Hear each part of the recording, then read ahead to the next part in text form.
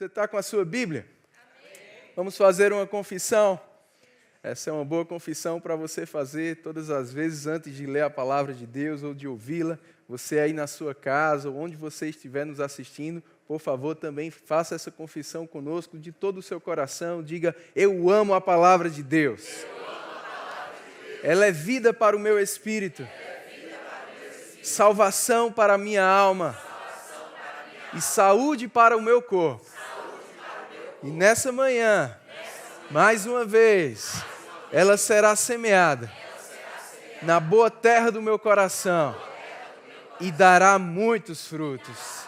Diga, a minha vida, a minha família e a minha igreja ficarão ainda melhores para a glória de Deus. Aleluia, aleluia. Vamos iniciar lendo Hebreus capítulo 13. Aleluia.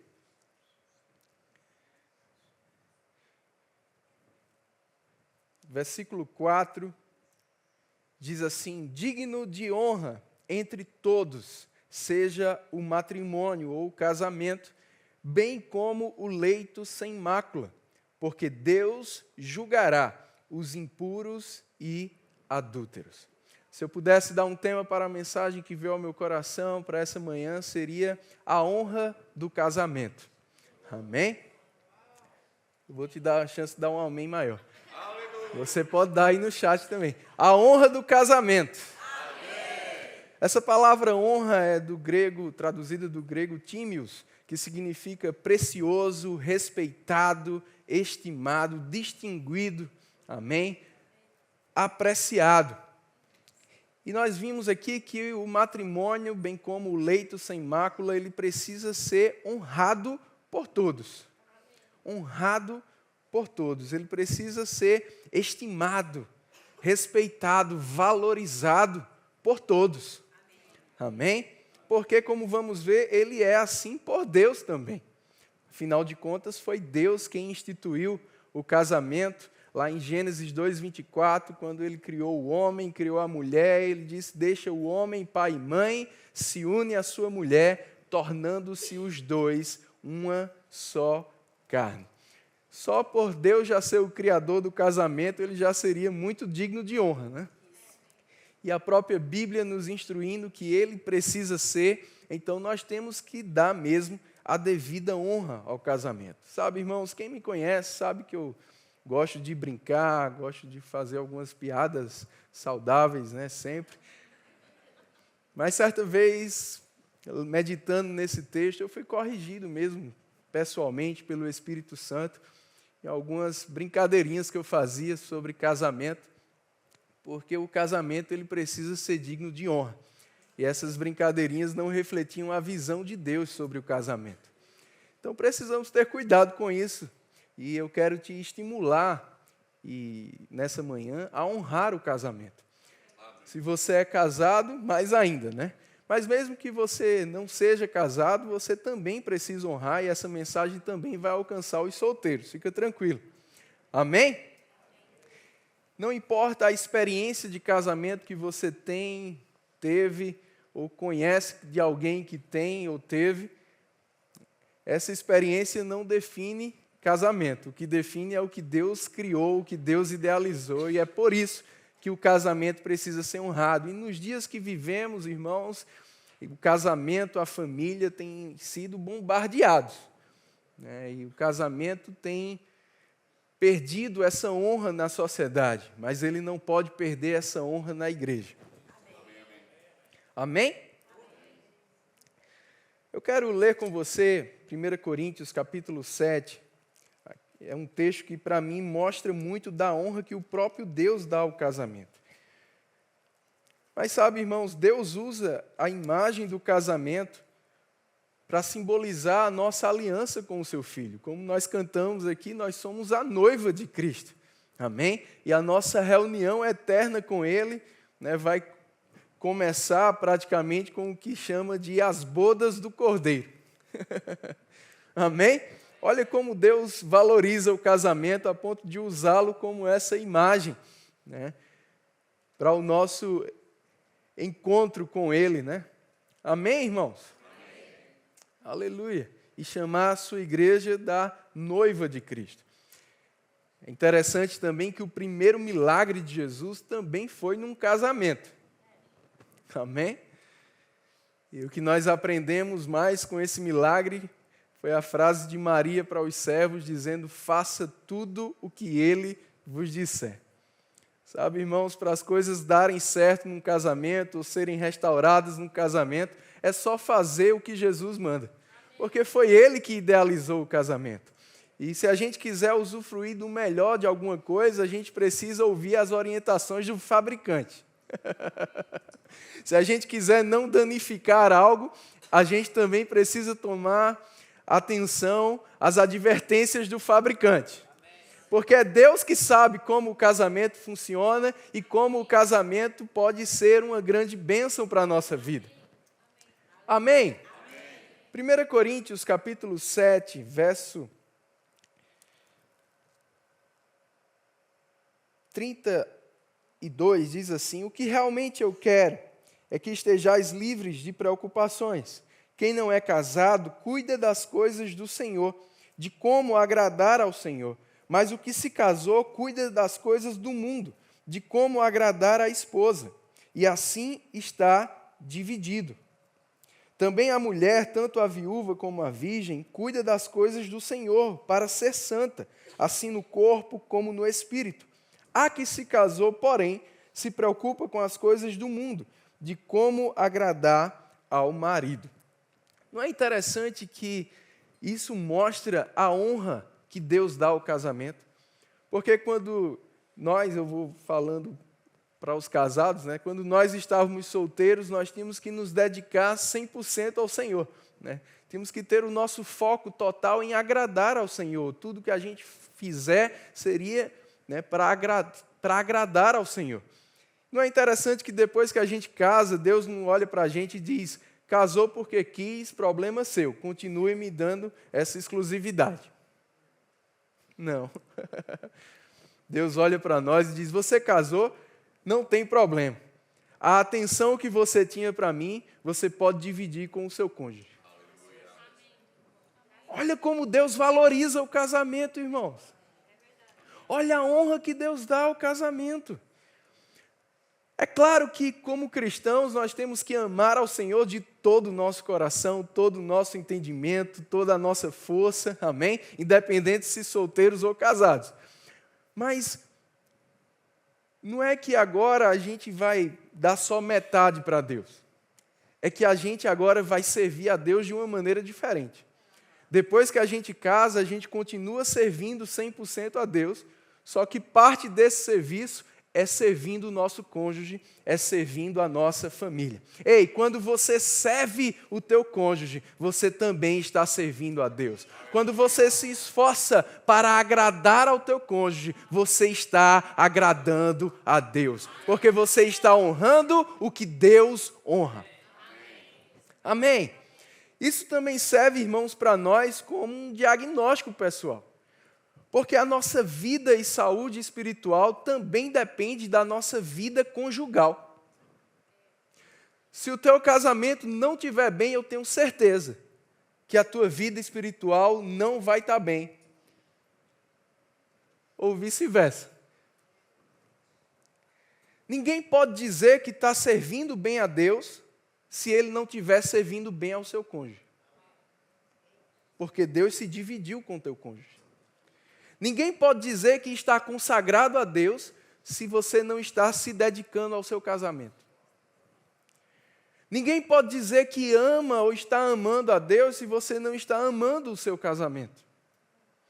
Ninguém pode dizer que trabalha para Deus se não estiver trabalhando em prol do seu casamento. Sabe, irmãos, casamento é uma bênção e você não pode deixar o diabo e esse mundo distorcer isso na sua cabeça. O casamento nos dá a oportunidade de servir a Deus diariamente. Porque se eu estou servindo ao meu cônjuge, à minha família, eu estou servindo a Deus. O casamento nos dá a oportunidade de amadurecer e crescer espiritualmente de uma maneira muito mais rápida e intensa. Porque o casamento vai nos livrar né, se a gente honrar o casamento, a gente vai se livrar de dois dos maiores inimigos do crescimento espiritual: o egoísmo e o orgulho. Porque se você quiser ter sucesso no seu casamento, você precisa se livrar disso. Olha como o casamento te faz bem. Além também do casamento gerar experiências com Deus e qualificação ministerial para você. Deus valoriza tanto o casamento que Ele não quer que alguém que não cuide do seu casamento também não cuide da sua igreja. Paulo disse a Timóteo: você está qualificado para o ministério, ou alguém está qualificado para o ministério, quando governa bem a sua casa. Quando o seu casamento tem um bom testemunho dos de fora. Quando os seus filhos estão criados da forma certa. O casamento, a família te qualifica para o teu ministério, como também pode te reprovar. Em Mateus capítulo 19, a gente vê palavras de Jesus Cristo sobre o casamento.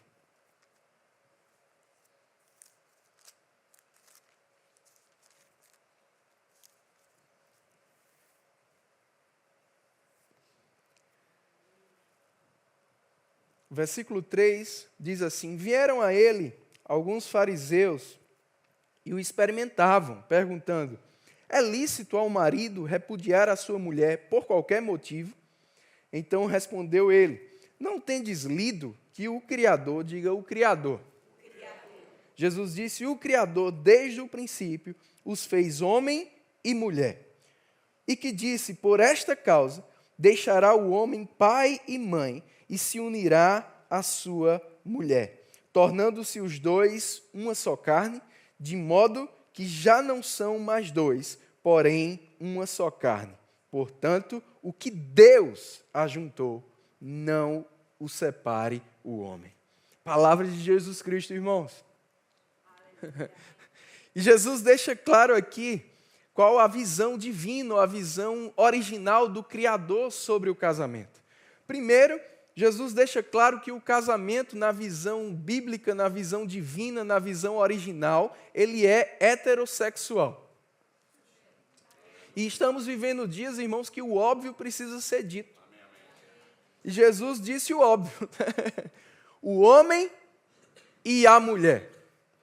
Casamento, na visão de Deus, na visão original, ele é entre um homem e uma mulher. E aqui já vem o segundo ponto: é um homem e uma mulher. O casamento, ele é heterossexual e ele também é monogâmico. Deixa o homem, pai e mãe, e se une à sua, não é às suas. É a sua mulher, tornando-se os dois, não são 3, 4, 2. Um homem e uma mulher, monogâmico. Aí talvez alguém diga: não, mas se você ler, pastor, no Velho Testamento, homens de Deus que tiveram mais de uma mulher. De fato, irmãos, existem sim esses relatos na Bíblia. Mas deixa eu te dizer, esses relatos, eles são descritivos, não prescritivos. Eles narram o que aconteceu, mas não diz que foi Deus que mandou acontecer. Foi Deus que indicou que acontecesse. Ou que Deus estava aprovando, ou que Deus tornou agora, depois da experiência dessas pessoas, a sua vontade é essa. Não, a vontade de Deus é a do início. O homem e a mulher foi o que Jesus citou aqui, do Criador. E sabe, se você for ler os relatos desses homens, ou desses casamentos poligâmicos, que nem podem ser chamados de casamento, você vai ver que eles tiveram consequências terríveis. Então, o casamento, ele é heterossexual, ele é monogâmico, e Jesus também deixou claro que ele precisa ser permanente. O mundo hoje romantiza o divórcio, mas Deus continua odiando o divórcio. E se eu e você tememos a Deus, a gente precisa amar o que Deus ama e odiar o que Deus odeia. Eu e você devemos odiar o divórcio. Está lá em Malaquias 2,16. Sabe, irmãos, a aliança, ela é feita né? E a aliança do casamento é constituída para durar até que a morte física separe. Eu sei que pela Bíblia a gente tem alguns casos em que o divórcio ele é tolerado por Deus, ou podemos até dizer permitido por Deus, mas são exceções. Amém? A regra é, o que Deus ajuntou, não separe o homem, o ser humano. Amém? Vou fazer 15 anos de casado e essa aliança é desde essa época. E ela está precisando de um polimento. Mas não é porque ela tem alguns arranhões que eu vou jogar ela fora. Porque assim como o que ela representa, o casamento, ela não é descartável. O que é que eu devo fazer? Polir. É isso que precisa acontecer. Casamento não é descartável. Ah, não está dando certo, não, vamos jogar fora. Ei, isso é pecado. E isso vai trazer consequências. Nós lemos lá em Hebreus 13:4, irmãos, que o casamento deve ser digno de honra, o leito sem mácula, e que Deus julgará os adúlteros e impuros. Deus honra tanto o casamento que Ele julga quem desonra o casamento. Então, cuidado, porque juízo vem se você desonrar o seu casamento. Diga, eu odeio o divórcio. Essas características que Jesus trouxe, irmãos, sobre o casamento, dele ser heterossexual, monogâmico, permanente, também desclassifica o que hoje nós temos como união estável. União estável não é casamento. Com esses ensinamentos bíblicos, essa diferença fica facilmente desfeita. Porque a união estável, ela não atende aos critérios espirituais e relacionais que Deus estabeleceu para o casamento.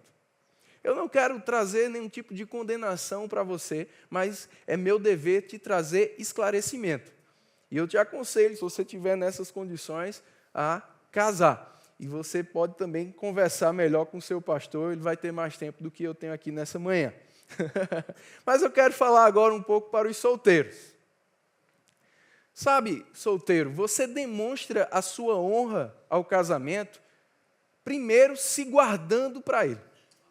Se guardando sexualmente para ele. Porque o sexo, biblicamente falando, ele é para o casamento.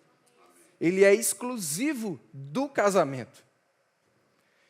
E você, solteiro, honra o casamento quando você se guarda para ele.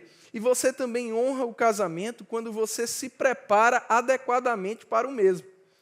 A começar da sua escolha criteriosa de com quem vai se casar. Em 2 Coríntios, capítulo 6, versículo 14, o apóstolo Paulo ele nos fala sobre não nos colocarmos em julgo desigual com os incrédulos. Que comunhão há entre o crente e o descrente, a luz e as trevas, e ele até diz entre Cristo e o maligno. Essa imagem é agrícola, né? O jugo era uma canga de madeira que unia dois bois para arar a terra juntos. Agora, como eles iriam fazer isso se um boi fosse forte e o outro fosse fraco? Se um boi quisesse ir para uma direção e o outro quisesse ir para outra? Isso é jugo desigual. Puxariam em ritmos diferentes, causando desequilíbrio, frustração e não teriam os resultados que poderiam ter. Isso me lembra o que está escrito em Amós 3:3. Andarão dois juntos, se não houverem entre eles acordo? Um exemplo bíblico disso é o de Sansão. Ele foi buscar a sua esposa no lugar errado. Isso me lembra também, irmãos, uma experiência que eu tive ainda adolescente, um grande homem de Deus, profeta do nosso ministério, né, que é o irmão Gilson Lima.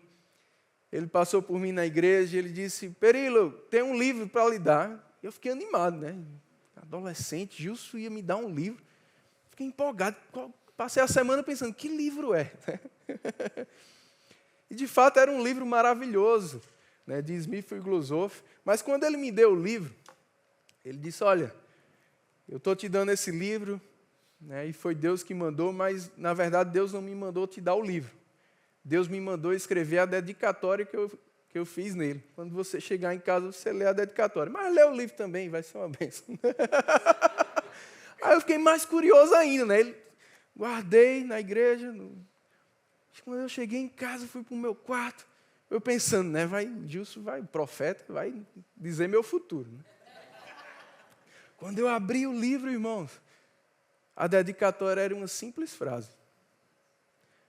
Perilo, cuidado com as Dalilas, te amo, tio Gilson. Eu fiquei frustrado, surpreso, pensativo. Liguei para ele. Tio Gilson, o que é que o senhor quer dizer? O que eu escrevi. Sabe, irmãos, aquela dedicatória não saía da minha cabeça. Cuidado com as Dalilas. Eu quero te dizer, solteiro, nessa manhã. E quero dizer para as mulheres também, cuidado com os Dalilos.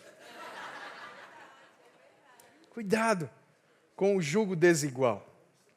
Em 1 Coríntios 7:39, Paulo deixa claro que isso também se aplica ao casamento. Quando ele fala, por exemplo, para as viúvas, né, ele diz, a mulher está ligada enquanto vive o marido. Mas se o marido falecer, ela está livre para casar. Aí ele fala assim, com quem quiser. Aí ele conserta, ele diz, contanto que seja no Senhor. Então você não está livre para casar com quem quiser. Case com quem está no Senhor. Mas você diz, mas pastor, e agora? Eu já estou casado. Já entrei no jugo desigual. Depois de casado eu me converti, meu cônjuge não. Tem problema. Também em 1 Coríntios 7, 12 e 13, Paulo diz que se há o consentimento, o casamento deve ser honrado. E Pedro nos ensina em 1 Pedro capítulo 3 que nós podemos, pelo nosso bom comportamento, o comportamento de amor, conquistar o nosso cônjuge, influenciar o nosso cônjuge. Amém? Sabe, irmãos, muitas vezes também pode existir um jugo desigual entre dois crentes. Eu quero te alertar a não ficar em jugo desigual com o teu cônjuge. Vocês precisam andar juntos. Vocês precisam ter os mesmos propósitos. Vira essa chave, troca o eu pelo nós, o meu pelo nosso. Os dois agora são um. Amém, irmãos? Em 2 Samuel, capítulo 6, a gente vê, irmãos, Davi voltando com a Arca da Aliança. Ele estava ali celebrando a maior conquista do seu reinado, realizando um sonho dele, Davi. E Mical não estava nem com ele. Pelo contrário, estava olhando de longe e ainda criticando. Para que isso? Cuidado para teu cônjuge não estar, né, com sonhos, projetos e você... Para que isso? Para que isso? Não, irmãos, o propósito de Deus é sempre para a família inteira.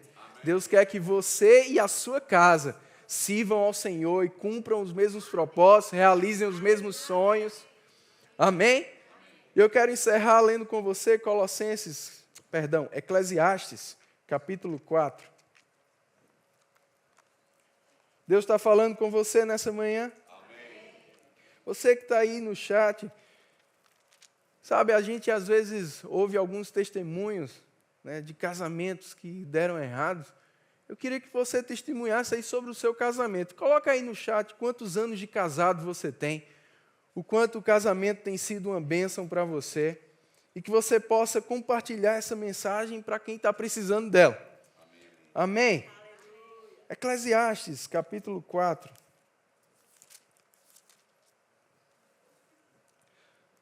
Está escrito assim, no verso 9 em diante, melhor é serem dois do que um, porque tem melhor paga do seu trabalho. Amém, irmãos? Dois vai ter melhor resultado do que se fosse só um. Olha como é uma bênção o casamento. O casamento tem um poder multiplicador. Amém? Aleluia. Mas ele diz o porquê é melhor serem dois, ou o porquê que vai levar a ter melhor resultado, melhor paga. Porque se caírem, um levanta o companheiro. Ai, porém, do que estiver só, pois caindo não haverá quem o levante. Também se dois dormirem juntos, eles se aquentarão. Mas um só, como se aquentará? Há quem diga que esse texto não se refere a casamento, né? Eu só quero dormir junto com a minha esposa, irmão. Amém? Versículo 12: se alguém quiser prevalecer contra um, os dois lhe resistirão. Eu vou ler o final do verso 12 daqui a pouco. Ele fala de 3 exemplos, irmãos, que você observa, está sempre um servindo ao outro. Um caiu, o outro levanta. Um está com frio, o outro aquece. Um está sendo atacado, o outro protege. E é isso que faz com que seja melhor ser 2. O serviço ao outro. Como Paulo disse, da mesma forma que você estava servindo a Deus, você agora serve a Deus servindo o teu cônjuge. Agradando a Ele, levantando Ele, esquentando Ele, protegendo Ele. É sempre fazendo pelo outro. Você não deve casar para ser feliz. Você casa para fazer alguém feliz. Para servir, isso é o amor. E o amor, irmãos, é o que dá razão ao casamento. Não o amor eros, não a paixão, a atração física, mas o amor ágape, o amor do tipo de Deus. Eu li certa vez um livro juntamente com a minha esposa, que nos abençoou muito, e eu lembro de um relato do autor. Eu sempre uso isso quando celebro o casamento. Ele dizia assim: o mundo nos coloca diante de uma tela, se referindo à televisão, com um homem e uma mulher se beijando, ou até tendo relação, e diz: isso é amor. Mas Deus nos coloca diante da cruz, com o seu único filho morrendo por quem nem merecia. E Deus diz: esse sim. É isso que é amor. É isso que é amor. O amor, ele é sacrificial. E Jesus, ele veio, irmãos, não somente para resgatar o nosso relacionamento com Deus, mas também resgatar o nosso relacionamento conjugal, ou a visão, ou a capacidade de termos um bom relacionamento conjugal. Tanto é que Paulo usa, a redenção e o relacionamento de Cristo com a igreja como exemplo para o casamento. Porque, irmãos, somos novas criaturas, o amor de Deus foi derramado no nosso coração, porque podemos amar como Deus ama, podemos ter casamento bem-sucedido. Porque o amor é a chave. Irmãos, vivendo o amor do tipo de Deus, teu cônjuge pode ser quem for, terrível como for, teu casamento vai ser uma bênção. Porque o amor é o caminho para a vitória. Se está faltando vitória, é porque está faltando amor. Anda em amor. Eu vou encerrar com essa história que eu também, você já pode ter me ouvido falar dela, mas como sou eu que estou pregando, você vai ouvir de novo. A gente tem alguns meses de casado, fizemos uma viagem, e quando nós voltamos, fomos almoçar com meu avô. E aí, Stephanie estava contando uma experiência lá da viagem, e eu disse: amor, não foi assim não, foi desse jeito aqui. Ela disse: amor, não foi, foi assim. Eu disse: não foi, amor, foi desse jeito. Eu disse: amor, foi do jeito que eu estou dizendo, eu tenho certeza, eu estou lembrada. Eu disse: Stephanie, aí você já muda, já deixa de chamar de amor, né?